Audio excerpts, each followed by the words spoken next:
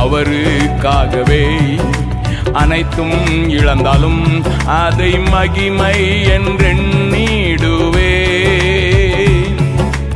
அவருக்காகவே அனைத்தும் இழந்தாலும் அதை மகிமை என்றெண்ணிடுவேன்.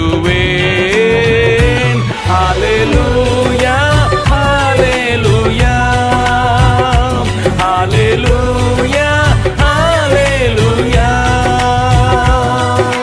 இயேசு தாங்குவார், அவரே சுமப்பார், ஒருபோதும் கைவிடவே மாட்டார்.